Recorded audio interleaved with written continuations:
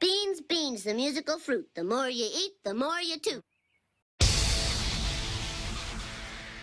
Hello everyone and welcome back. So I did it again. Came first at locals with another unexpected deck. You might have seen my rocket deck profile. But last night I won with antagonist, one of the new decks from Ignition Assault. Pretty much picked up the deck because it looked hilarious as fun. Like a whole bunch of these little like jelly bean men. By the end of the night they were called Kezza's butt beans. Little jelly bean men become these big hulking like behemoths of extra deck. Like there's Pegasus, there's dragons, there's huge like Dark Knight and stuff. And it just seemed like a really fun, cool deck just to like style on people and, you know, Spanish Inquisition them. Like nobody expects it, nobody knows what the heck they do. People just write them off because it's not Spiral. And yeah, ended up coming away with a win.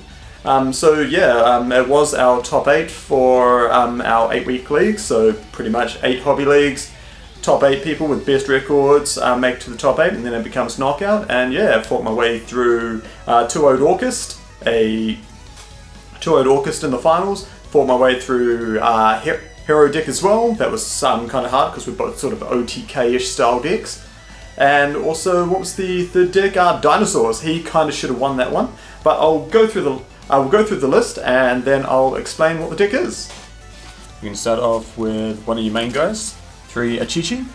So on normal summon or special summon, add an antagonist monster, level 4 or lower, from your deck to your hand. And also, if he's in your graveyard, you can banish him and destroy your monster during damage step. Kind of good if you want to dodge damage. 3 Picari. He's your boy for searching any antagonist field spell or antagonist spell or trap card. So grab your field spell, grab your monster reborn, or grab any of the future cards that you play. 3 Balancer Lord. This guy gives you an additional normal summon for 1,000 life points, and if he's banished from the graveyard, you can special summon a Cyburst monster from your hand to the field, so pretty good. 2 Doyon Antagonista. Only play them at 2. These two guys here are your starters, and once you get these guys rolling, that's when you go into a Doyon and just keep everything going. 2 Baruru. He's on normal summon or special summon. He is a Foolish Burial, or an Armageddonite if you will. Dumps it to the graveyard, and because you're running so many reborn spells, it can be enough to just get yourself going, especially if you dump in a Chi-Chi, special summon the Chi-Chi back, search, and just keep everything playing. For your extenders, 2 Doshin and 1 Hiyari. 2 Doshin because his effect is kind of handy to help you search for the fusion spell, which is kind of good. This guy's the water one, Hiyari. He supports the ritual stuff, which I don't run, but it's always good as well just to keep as many of the elements as possible, so you can keep the special summons flowing with your Ignista Island. 1 Backup Secretary and 1 Mathmech Edition. Backup Secretary just because everything's Cyburst. Keep more monsters to the field, keep those link climbs happening. Mathmech Edition, same deal, except he's got the added bonus of being able to increase the attack of your Ignista Dark Templar. So the Dark Templar can attack over monsters a bit more easy, do some damage, and get his effect going. And round it off, 3 hand traps, Ash Blossoms. Not too many people are playing Spiral where I live, so Ash Blossom is still probably your number 1 hand trap you'd keep in your main deck.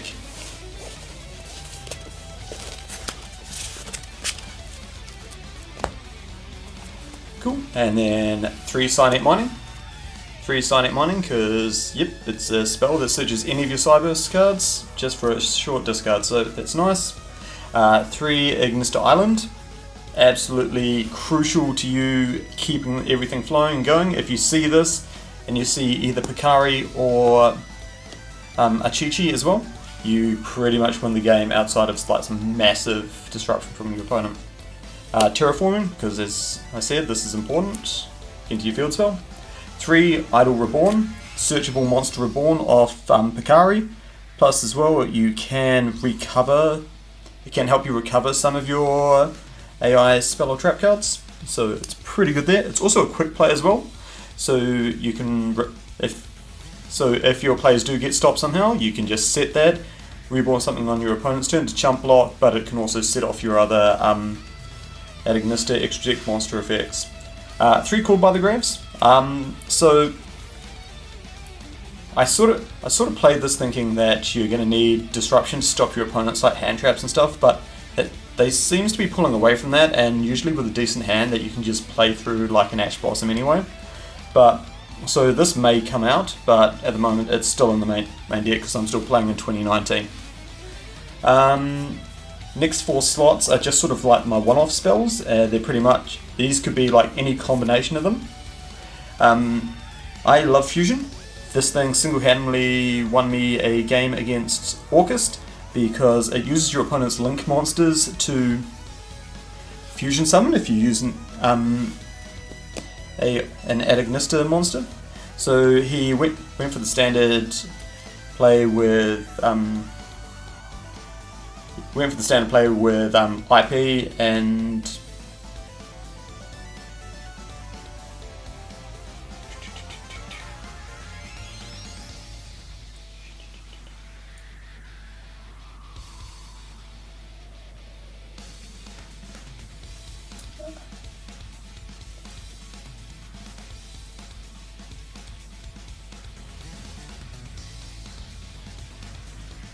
So he went for the standard play with IP and Galatea, and through that managed to sit there, tempt him into going to a Zorobarus. Then it's like, sweet, got ya. Play the Love Fusion, and away I go to win.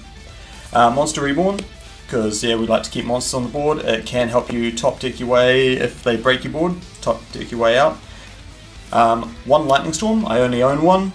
If I was to do anything, I would most likely put more in the deck and take out the Called by the Graves, because having the option of going second and either being like, nope, problematic monsters go away, or problematic back row go away, then continue to OTK, is just insane. You probably don't want to hear it, but yeah, Lightning Storm is amazing.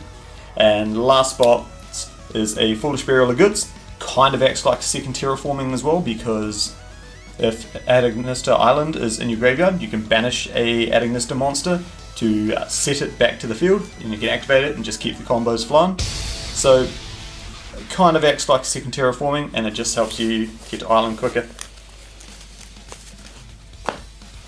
Ooh, and last but not least, 2 Infinite Impermanences. It was 3, but I got a Lightning Storm just before the tournament. One came out and put the Lightning Storm in. Did not miss it at all. I don't know if this card does enough. Like, it was good to just turn off a Colossus and then go, but at the moment I don't know if Impermanence does enough in the meta. For the extra deck, 2 Lingeribo, because you need no monsters in the main monster zone, so you can keep comboing with Island. This is like your first play, summon your guy, use the effect, go into Lingeribo, activate the island, and then just keep going. Link 2, Cybus Wicked. Kind of same plan. This is your next climb up into your Link 2.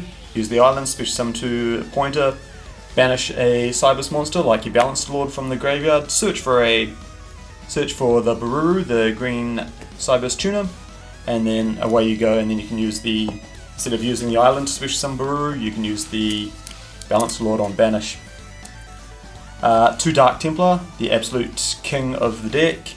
This is really what you're climbing up to push all your OTKs through, because as soon as you get to him, special summon anything to point, whether it's an addition, a backup secretary, or anything with island, and then you special summon everything back on point, and then keep going.